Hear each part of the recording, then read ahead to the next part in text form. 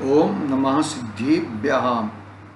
नमो अरिहन्ताणं, नमो सिद्धाणं, नमो ऐर्याणं, नमो उवज्झायाणं, नमो लोई सवसावणम्।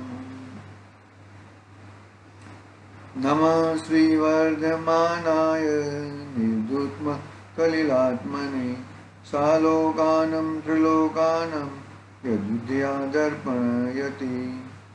चेतिले चेतन चेत्या विना किम चालसि।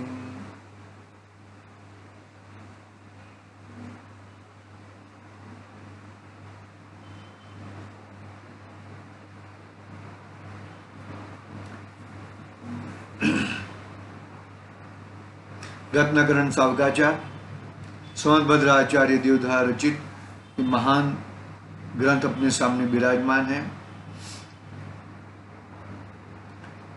छठा अधिकार के ऊपर बात चल रही है अपनी।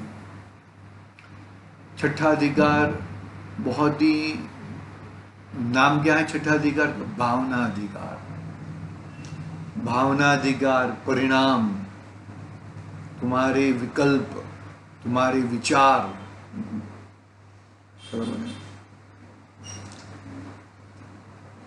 देखो, अकेले विकल्प, अकेली भावना, पूरी पूरी भावना से कोई मतलब नहीं है। साथ में उस तरह का परिणमन होना जरूरी है। ये जो रहते हैं ना पॉलिटिशियन रहते हैं ना, बड़ी बड़ी बातें करते हैं, लेकिन परिणमन क्या, उनका क्या क्या मकसद क्या है उनका? जस्ट उदाहरण है, कोई बुरा मत लगाना। इस तरह की भावनाएं कोई मतलब नहीं है। जो भावना भाई है उसका फल मिलता है, और परिणाम का, भावना का फल न मिले तो 14 ब्रह्मांड को शून्य होना पड़ता है। ऐसी बातें हैं। बहुत सारे 16 कारण भावना देखा, 10 धर्म देखा, तप, 12 प्रकार के तप की बात चल रही है अपनी।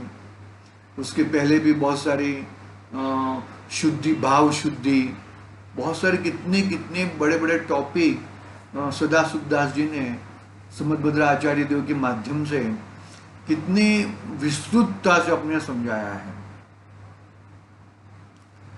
बात चल रही है अपनी चौथा प्रकार का तप, स्वाध्याय तप। स्वाध्याय तप का अंतिम पैराग्राफ हम पढ़ के फिर आगे कायोत्सर्ग तप की बात करेंगे। कायोत्सर्ग तप। तो भी स्वाध्याय तप में क्या कहा, जरा अच्छी तरह से हमने कल पढ़ा था, फिर भी हम ये पैराग्राफ वापस पढ़ रहे हैं। स्वाध्याय करने से बुद्धि अतिशयवंत होती है। क्या होती है? बुद्धि अतिशयवंत होती है। अभिप्राय उज्जवल होता है।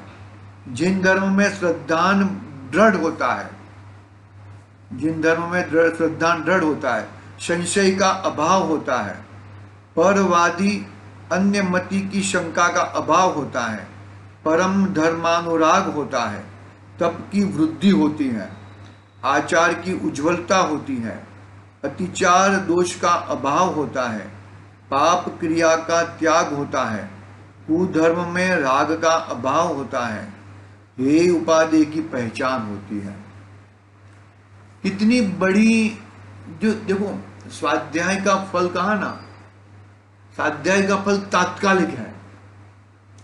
टोडरमल साहब ने बहुत सारे पॉइंट उसके बारे में लिखा है। स्वाध्याय के 10 पॉइंट लिखे हैं। इसमें स्वाध्याय करने से कषाय मंद हो जाती है। क्रोध मान माया लोग मंद हो जाता है।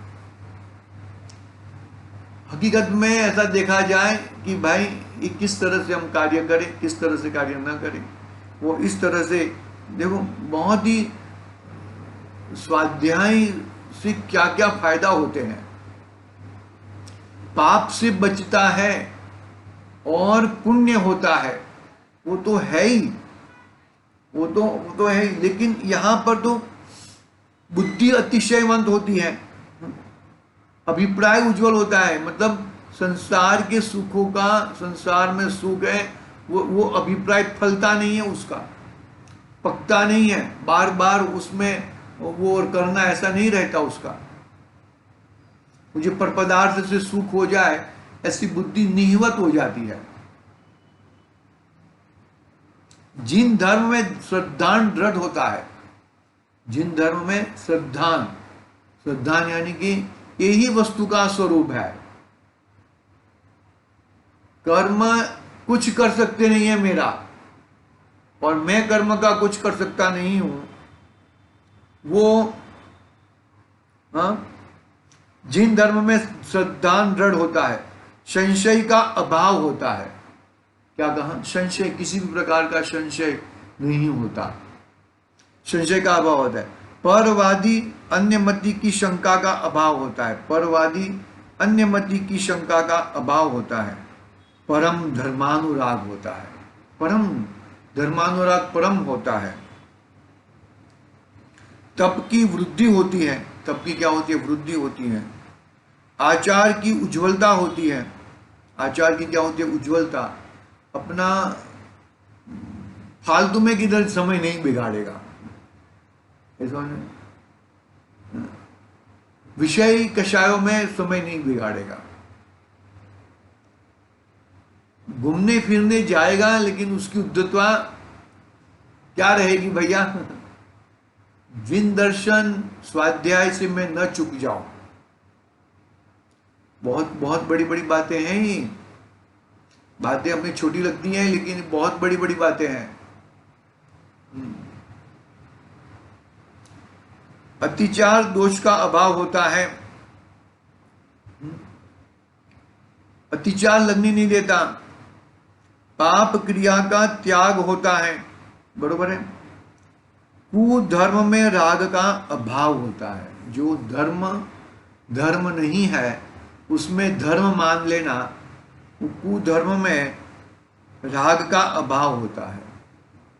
अरे ये तो अच्छा धर्म है, ये तो ठीक धर्म है, अच्छी बातें कर रहे हैं, आत्मा की बातें करते हैं। अरे आत्मा की बातें करने से क्या फायदा भाई? अकेली आत्मा की पूरी बातें करने से कुछ फायदा नहीं, उसके साथ में तुम्हारा आचार विचार क्या है। बातें करते हैं आत्मा की, और क्या हो रहा है यहां पर? पकड़ना बात को अच्छी तरह से। हे उपादेय की पहचान होती है, हे उपादेय, आश्रव और बंध हेय है, और अजीव तत्व ज्ञेय है, जानने लायक है। संवर और निर्जरा उपादेय है, एक देश उपादेय है, और मोक्ष परम उपादेय है, प्रकट करने लायक उपादेय है मोक्ष। और जीव क्या है? आश्रय करने लायक है, आश्रय करने लायक उपादेय तत्व है। वो मैं जीव हूं, मुझे मेरा ही आश्रय करना है। सात तत्व का श्रद्धान इतना गजब का है, उससे सम्यक दर्शन की प्राप्ति होती है। व्यवहार सम्यक दर्शन भी कहा उसे? सच्चे देव गुरु शास्त्र का स्वाध्याय करना, वेद विज्ञान करना, सात तत्वों का श्रद्धान करना, क्या है वो सब? व्यवहार सम्यक दर्शन। और उससे क्या होता है? हे उपादेय की पहचान होती है, परमेष्टि में अतिशय रूप भक्ति होती है, सम्यक दर्शन प्रकट होता है। स्वाध्याय का फल है ये सब, तात्कालिक फल, इमीडिएटली फल। पुण्य का बंद किया ना तो पुण्य का फल तात्कालिक नहीं मिलता, अबाधा काल के बाद मिलता है। वो आएगा, हमारे मुख्य प्रकाशक में आएगा वो बात। आएगा तो दूसरा अधिकार में ही है, वो भी आएगा, एक दो दिन में आ जाएगी वो बात। मानो कि 10,000 वर्ष का फल दिया, 10,000 वर्ष का, तो उसका जो 3% या 3% तक तो वो फल देने का चालू नहीं करता है, और बाद में 3% के बाद में फल देने का चालू करता है। और स्वाध्याय का फल तात्कालिक है। अब भी स्वाध्याय किया और कषाय मंद होती है, कषाय की चीजें याद होती आती नहीं है। कितना मान कषाय का विषय प्रकट हो गया हो, मान कषाय बढ़ गई हो, मान कषाय मेरा अपमान हो गया हो, तो भी वो चीज याद आती नहीं है भैया। आगे देखो, संसार शरीर भोगों में विरागता होती है। संसार में शरीर में भोगों में विरागता आती है। कषायों की मंदता होती है, दया भाव की वृद्धि होती है, शुभ ध्यान होता है, आर्त ध्यान रौद्र ध्यान का अभाव होता है, शुभ ध्यान होता है, आर्त ध्यान और रौद्र ध्यान का अभाव होता है, जगत में मान होता है, जगत में मान्य होता है, उज्जवल यश प्रकटता है, दुर्गति का अभाव होता है, स्वर्ग में उत्तम सुख का निर्वाण के अतीन्द्रिय सुख की प्राप्ति होती है। स्वर्ग के उत्तम सुख तथा निर्वाण के अतीन्द्रिय सुख की प्राप्ति होती है इत्यादि अनेक गुणों को उत्पन्न करने वाला जानकर वितराग सर्वज्ञ द्वारा कहे गए आगम के अभ्यास बिना मनुष्य जन्म व्यतीत नहीं करो।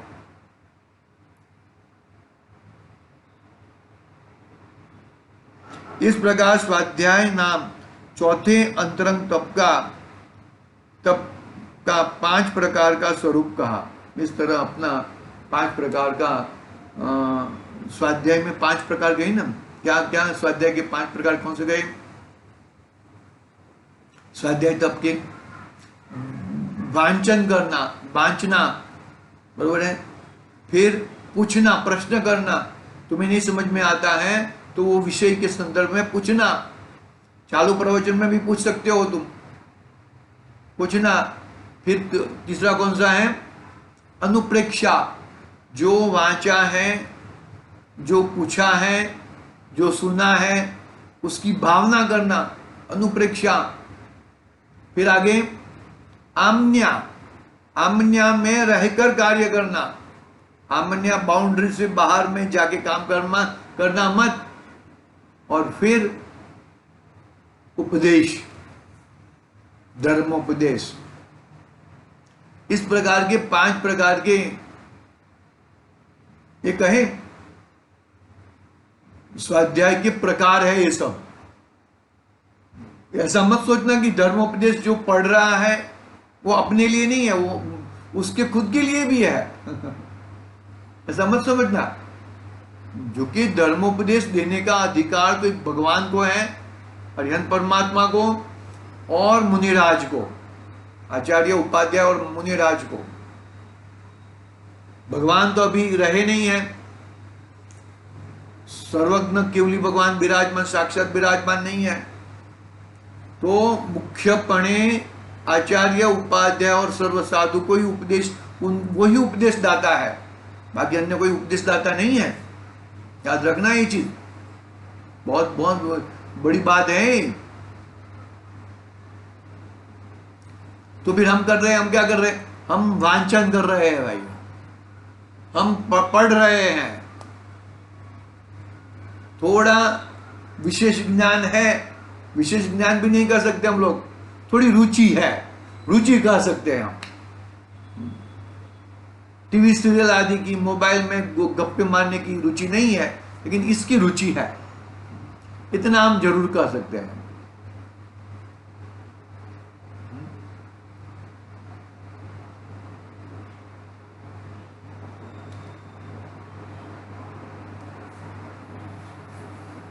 तो क्या कहा यहां पर?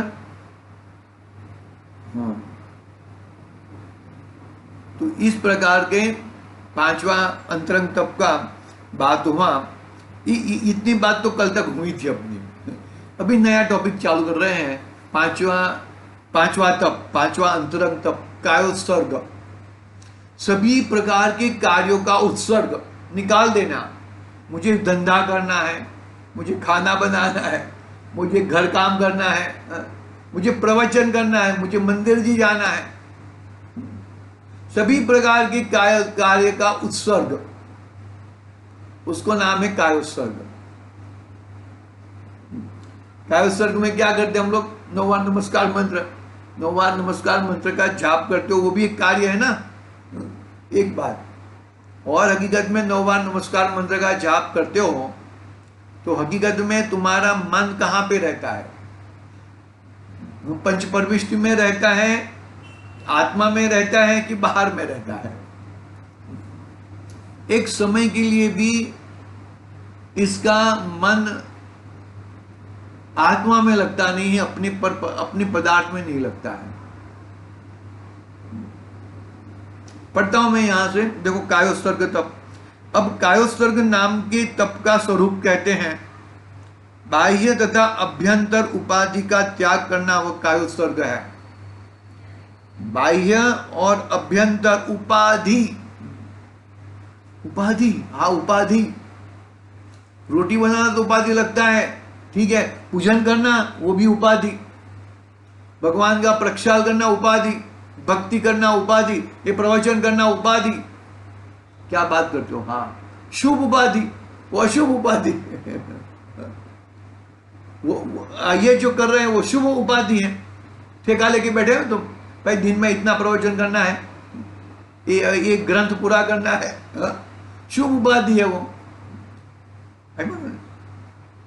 बाह्य तथा अभ्यंतर, अभ्यंतर यानी कि अंदर के विकल्पों के आधार से का त्याग करना, वह कायोत्सर्ग है।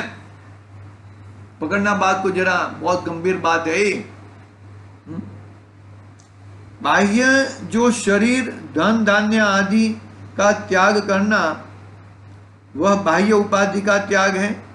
अभ्यंतर यानी कि मिथ्यात्व, क्रोध, मान, माया, लोभ, हास्य, रति, अरति, शोक, भय, जुगुप्सा, वेद परिणामों का अभाव करना, वह अभ्यंतर उपाधि का त्याग है।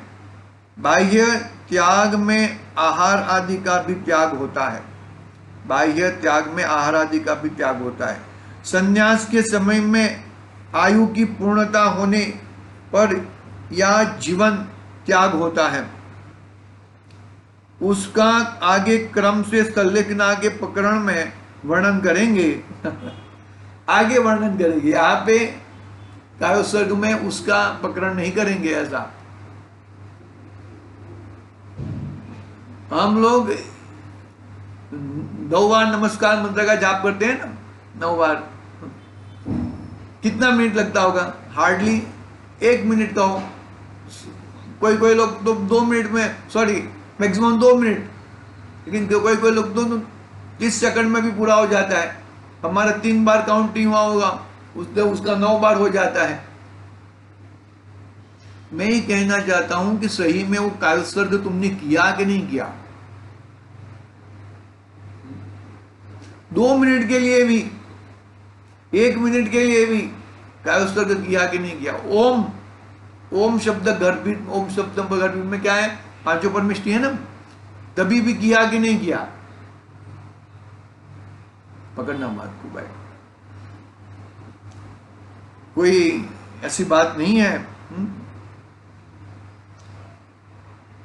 संन्यास के समय में आयु की पूर्णता होने पर या जीवन त्याग होता है, उसका आगे क्रम से संलेखना के प्रकरण में वर्णन करेंगे, इसलिए यहाँ इसके संबंध में विशेष नहीं लिखा। कायोत्सर्ग के प्रकरण में आगे आगे संलेखना 7वां अधिकार आ रहा है, उसमें आगे वर्णन है। अभी 6ठा तप है अंतरंग तप, बहिरंग तप और अंतरंग तप। बहिरंग तप की चर्चा हो गई थी, अनशन आदि। अभी 6ठा लास्ट अंतिम तप है ध्यान तप। ध्यान, ध्यान में क्या करते हैं हम? पंच परमिष्टि का ध्यान करने को बोला हो तो हकीकत में तुम्हें किसका ध्यान आता है? किसका ध्यान करते हो? पकड़ना बात को जरा। यहां पर 4 प्रकार के ध्यान का प्रकरण आने वाला है, बहुत बढ़िया प्रकरण है वो। आर्त ध्यान, रौद्र ध्यान, धर्म ध्यान और शुक्ल ध्यान। बहुत ही अहम सब्जेक्ट है।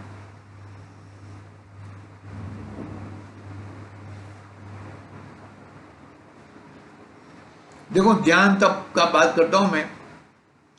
अब ध्यान नाम के तप का वर्णन करते हैं।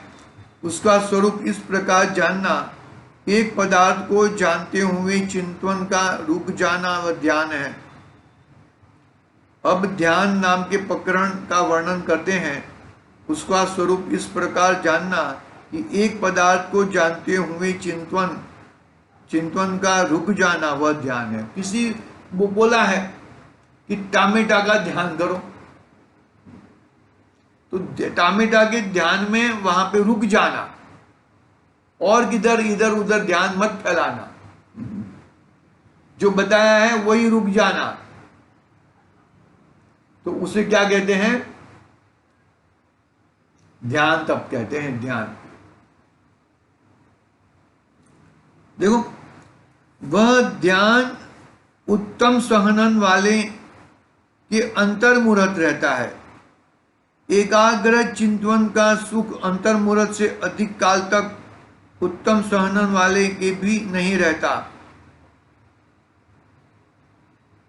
वज्र उत्सव नारद सहनन, वज्र नारद सहनन, नारद सहनन, ये तीन उत्तम सहनन है।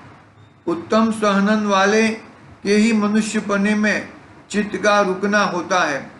संसार में गमन, भोजन, शयन, अध्ययन आदि अनेक क्रियाएं हैं। इनमें जो नियम रहित वर्तता है उसे ध्यान नहीं होता। संसार में गमन, भोजन, शयन, अध्ययन आदि अनेक क्रियाएं हैं। उनमें जो नियम नहीं वर्तता उसे ध्यान नहीं होता है। जहाँ एक शुद्धात्मा के सन्मुख होकर चित्त रुक जाता है वहाँ ध्यान है, तथा जहाँ एकाग्रता नहीं वहाँ भावना है। जहाँ शुद्धात्मा के किसके सन्मुख? शुद्धात्मा के सन्मुख होकर चित्त रुक जाता है वहाँ ध्यान है, और जहाँ एकाग्रता नहीं है वहाँ भावना है। बरोबर है? विकल्प है, भावना है, परिणाम है। प्रशस्त भावों में शुभ ध्यान होता है, अप्रशस्त भावों में अशुभ ध्यान होता है। शुभ ध्यान दो प्रकार का है, एक धर्म ध्यान और दूसरा शुक्ल ध्यान। अशुभ ध्यान भी दो प्रकार का है, एक आर्त ध्यान और दूसरा रौद्र ध्यान। इस प्रकार ध्यान के चार भेद हुए। उनमें अशुभ ध्यान तो बिना यत्न के ही जीवों को होता है, क्योंकि अशुभ ध्यान का संस्कार तो जीवों को अनादिकाल से चला आ रहा है। अशुभ ध्यान क्या कहा? आर्त ध्यान और रौद्र ध्यान। आर्त ध्यान उसकी आएगी परिभाषा वगैरह, उसका और भी अंदर अंदर है ना। अशुभ ध्यान वो हो गए आर्त ध्यान और रौद्र ध्यान, और शुभ ध्यान क्या हो गए? धर्म ध्यान और शुक्ल ध्यान। उसको सदाशिवदास जी ने शुभ ध्यान में लिया। शुभ ध्यान का फल क्या है? उत्तरोत्तर वितरागता, उत्तरोत्तर सर्वज्ञता। और अशुभ ध्यान का फल क्या है? उत्तरोत्तर संसार, उत्तरोत्तर दुख, दुख और दुख। आई बात समझ में भैया? ध्यान का फल दुख बोलते हो? हाँ। आर्त ध्यान और रौद्र ध्यान, अशुभ ध्यानों का फल दुख ही है। पकड़ना बात को जरा।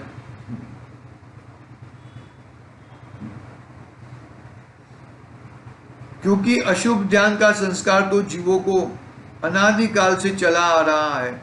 अशुभ ध्यान सिखाने के लिए कोई शास्त्र भी नहीं है। यह तो बिना शिक्षा दिए ही जीवों को होता ही है।